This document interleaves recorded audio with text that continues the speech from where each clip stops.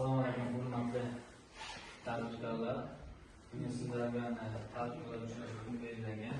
Shu munosabat bilan sizlarga bankdagi kreditlar to'g'risida ma'lumot bermoqchiman.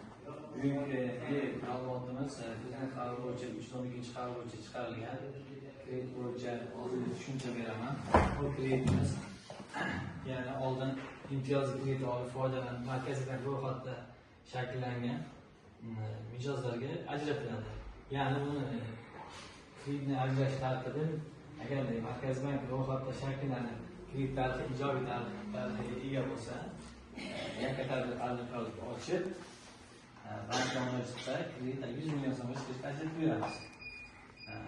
Hech qanday faqat o'zining mijozi o'zining tartibiga bo'ladi. Kredit muddati 6 yil, ya'ni 72 oydan iborat, imtiyozlari 36 oy. Mijoz o'zini xohishiga qarab muddatini ham o'zgartirsa bo'ladi. Kreditni grafiki differensial amalga o'tkazsa bo'ladi. Kamayib ketish tartibi yoki bir xilda to'lash tartibi.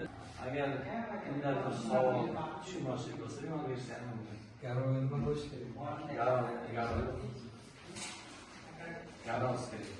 O'shani pulni kamaytirish va to'lovni kamaytirish iloji bormi? Bor kamaytirish. Ko'proq to'lasangiz, agar siz masalan 100 million emas, 60 million, 100 million olib ko'proq to'lasangiz, kreditni asli qarzini ayriladimi? Foizlar kam chiqadi sizga. Misol bor.